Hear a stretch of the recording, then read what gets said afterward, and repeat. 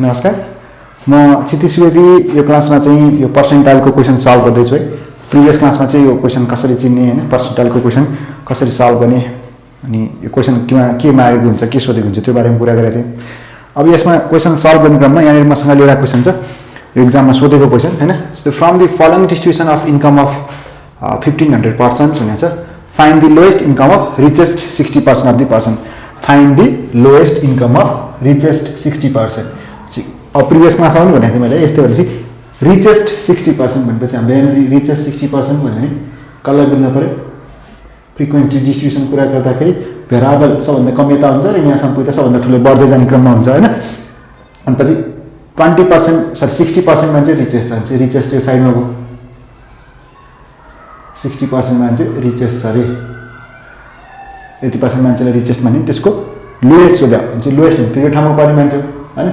100 देखि 60 तलतिर झऱ्यो भने कुन ठाउँमा आयो, P40th पर्सेन्टाइल, 100 - 60 भनेको 40 हैन।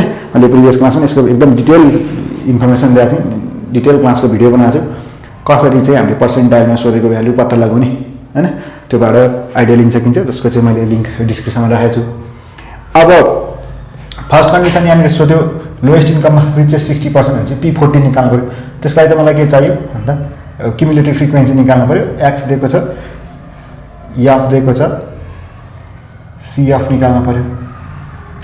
पछि एक्स छ कति 0 to 5, 5 to 10, 10 to 15, 15 to 20, 20 to 25, 25 to 30, 30 to 35। यसरी क्युमुलेटिभ फ्रिक्वेन्सी दिएको, यसरी फ्रिक्वेन्सी दियो, क्लास इन्टरभल दियो, कन्टिन्युस सिरिज भयो।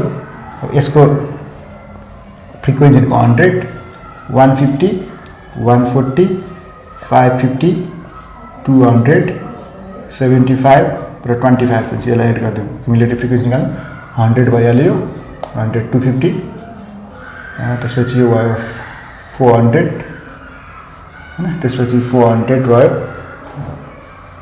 सरी यो कति भयो त 100 भयो, 250 भयो, 250 3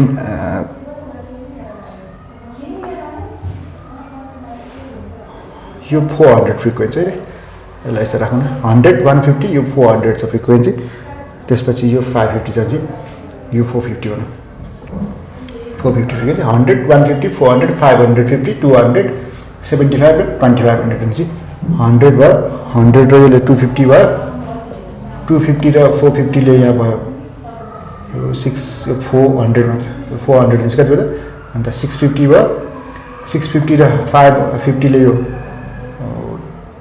1200 भयो, 1200 यो 1400 भयो, यो 1475 भयो र यो 1500 भयो। मैले यहाँ फ्रिक्वेन्सी मिस्टेक लेखेर छु, 400 को सट्टा 140 मात्र लेखेर छु। यो क्वेसन के मैले क्वेसन सल्भ गराएँ, टियुले सोधेको क्वेसन।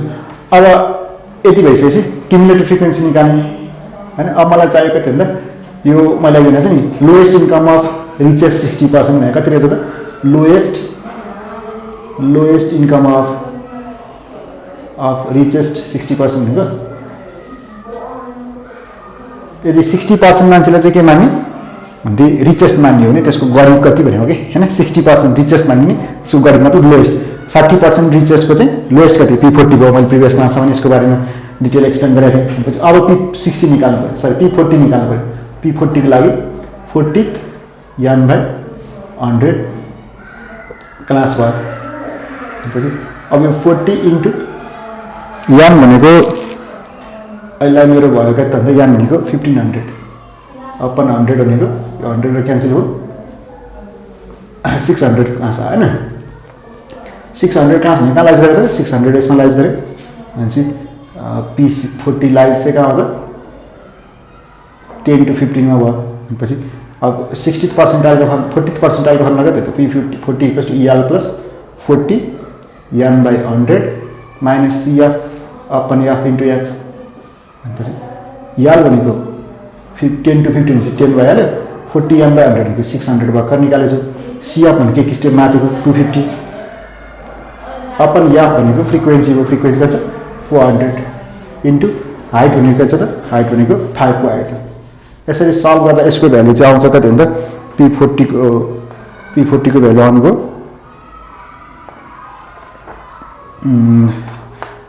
14.375 है, यो 10 हो, यसमा 4.375 पनि यसले यसरी हाल्यो 10, यसलाई सल्भ गर्दा 4.375 आयो, यो 14.375। अब यहाँ युनिट केमा छ भने 1000 मा युनिट भनेपछि 1000 मतलब यसले मल्टिप्लाई गर्ने 1000 ले मल्टिप्लाई गरेछ त भन्ने हैन, भनेको 14,375 रुपैयाँ हो। यदि के त यदि 40% 60% मान्छेले चाहिँ रिचेस्ट मान्ने हो नि, त्यो रिचेस्टको लोएस्ट भनेको कुन हुने हो, P14 हो, र मिनिमम त्यसको इन्कम भनेको कति हुनु भयो त भन्दा 14,375 रुपैयाँ हो। यो भयो मैले first lowest income of richest 60% गरेँ। त्यसपछि अर्को भने चाहिँ के छ भन्दा अर्कोमा चाहिँ हाईएस्ट इन्कम अफ पोरेस्ट 60% भन्छ, हाईएस्ट इन्कम अफ पोरेस्ट 60%। अब यसलाई हाईएस्ट इन्कम अफ पोरेस्ट 60% निकाल्नु। अब यसको लागि गर्दाखेरि मैले के गरेँ, हाईएस्ट इन्कम यो हाईएस्ट अफ पोरेस्ट 60%। कति पर्सेंट मान्छे पोरेस्ट, 60% मान्छे पोरेस्ट। अनि पोरेस्ट भनेपछि कुन साइडबाट हेर्नु पर्यो, यो बिलो, त्यसपछि 60% मान्छे के छ त पोरेस्ट छ, यति मान्छे पोरेस्ट। त्यसपछि त्यसको हाईएस्ट पोरेस्टहरुको गरिबको धनी हैन, गरिबको हाईएस्ट। त्यसपछि यो ठाउँमा पर्यो पी कति भयो त 60 नै भयो, किन यो डाइरेक्सनमा जाँदा जुन डाइरेक्सनमा मुभ गर्यो, यदि 0 बाटै काउन्ट स्टार्टिङ भएको छ नि त सेम भयो, अपोजिट वाला गरेको छ भने 100 माइनस हुनु भयो नि, लेकिन उल्टो मुभ गरे हो नि त त्यो कन्डिसनमा। त्यसपछि अब प्रिभियसमा चाहिँ रिचेस्ट 60% हो, रिचेस्ट 60 भनेको 100 देखि 60 आउँदा 14 आइपुग्यो। यसमा चाहिँ 0 देखि नै 60 जाँदा त 60 नै भइहाल्यो। भनेपछि यो ठाउँको निकाल्न P60 भनेपछि 60 n/100 क्लास भयो। भनेपछि यो 60 इन्टु n भनेको 1500 डिभाइड बाइ 100 भनेको यो 900 क्लास आयो हैन। सो 900 क्लास भनेको कुन ठाउँमा पर्यो त 900 भनेको यो 1200 सँग 50 into P60 lies in 60 50 into 20 किनभने 900 हुने केसमा पर्यो, भनेपछि 50 इन्टु 20 मा पर्यो। भनेपछि अब यहाँले कुरा गर्दा P60 भनेको L plus 60 n/100 minus CF upon F into H। भनेपछि L भनेको 15 भइहाल्यो, 60 n/100 भनेको 900 माइनस CF भनेको यसमा परेको थियो, यो लेग स्टेप माथि भनेको 650 अपन फ्रिक्वेन्सी गर्छ त 550 इन्टु हाइट भनेको छ त 5 को छ। यसरी सल्भ गर्दा यो भनेको आउँछ 15 प्लस 2.2727 हुन्छ, अनि केलाई 17.2727, यो 0009 भनेपछि 17272.7 अथवा यति एन्सर आयो हैन। भनेपछि यदि 60% मान्छेलाई चाहिँ पोरेस्ट मान्यो भने त्यो पोरेस्टहरुको चाहिँ हाईएस्ट कति हुन्छ 17,227 रुपैयाँ 70 पैसा कमाउनु भयो। त्यसपछि यो कन्डिसन भयो सेकेन्डको लागि, बिलोबाट गरेर पनि जस्ता जस्तै है। अब त्यसपछि थर्ड पार्टमा मसँग क्वेशन छ के त भन्दा थर्ड पार्टमा चाहिँ limit of income of central 60% है। अब limits of income of central 60%, मैले प्रिभियसमा छ नि सेन्ट्रल भन्ने के हुन्छ, मिडल भन्ने के हुन्छ नि कन्डिसन। अब म एक्सप्लेन गर्दैछु यसको है, न्युमेरिकल गर्दैछु। भनेपछि सेन्ट्रल 60% भनेपछि बिचमा 60% पर्न पर्यो के, बिचमा 60% पर्न पर्यो। अब लिमिट भनेको के, लिमिट भनेको कति रुपैयाँदेखि कति सबै कतिदेखि कतिसम्म भन्यो।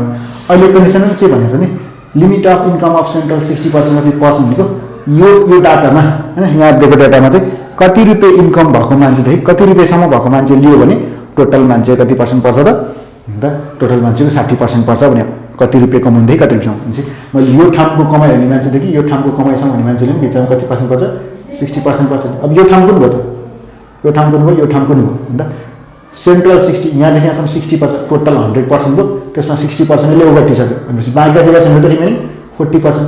अब यतापट्टि त्यसको आधी हो भनेपछि यतापट्टि 20% भयो, यहाँदेखि यहाँसम्म 20 जाने भयो भनेपछि यो कति हो त P20 हो। यसै गरी के त यहाँदेखि यहाँसम्म कति भयो त यो पनि 20 हुनुभयो, यहाँदेखि यहाँसम्म 20% हुन्छ त 100 देखि यहाँ 20% सम्म आइपुग्दा यहाँ त कुन ठाउँ हुनु पर्यो P80 हुनु पर्यो हैन। भनेपछि मलाई कति चाहियो P20 देखि P80 सम्मको कमाइले भने चाहिँ टोटल मान्छे कति पर्सेन्ट पर्छ त टोटल मान्छेको 60% पर्छ। यदि यो बारेमा चाहिँ कन्फ्युजन छ भने मैले प्रिभियस क्लासमा बनाएको जुन कसरी पत्ता लगाउने क्वेशनले के सोधेको हैन सेन्ट्रल मिडल अथवा लोअर अप्पर कतातिरबाट हेर्ने यसको बारेमा चाहिँ मैले एउटा डिटेल भिडियो बनाएको छु। त्यसको चाहिँ म लिङ्क डिस्क्रिप्सनमा राखिदिरहेको छु है, त्यसबारे पनि आइडिया लिन सकिन्छ। अब मैले अहिले नर्मल गरेँ P20 निकाल्नु पऱ्यो। 20 भनेको अब n/100 भयो, 20 भयो।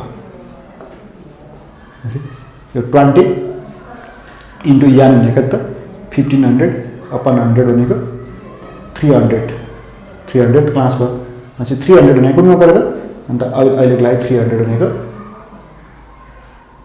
यो 250 सम्म चाहिँ 300 भनेको 650 यसमै पऱ्यो हैन। त्यसपछि 10 to 15 मा पऱ्यो, 10 to 15 पऱ्यो। Therefore P20 lies in 10 to 20 भयो, 10 to 15 भयो। अब P20 को फर्मुला अनुसार राख्ने L plus 20 n/100 minus CF upon F into H। L भने 10, 20 n/100 भनेको 300 भर्खर निकाले अहिले, माइनस CF भनेको एक स्टेप माथिको 250 अपन F भनेको 400 हैन, यो क्लासमा पऱ्यो नि त, इन्टु हाइट भनेको चाहिँ 5 छ।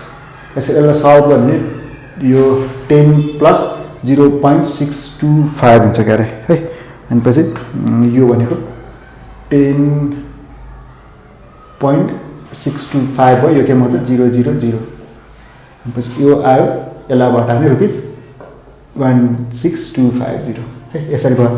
भनेपछि 10,625 20th पर्सेन्टाइल भनेपछि 10,625 है। कति सक्नु अर्को फेरि निकाल्नु पर्यो P80 भनेको 80 n/100 भयो। पछि यसको भ्यालु आउने भयो, यसमा राख्दाखेरि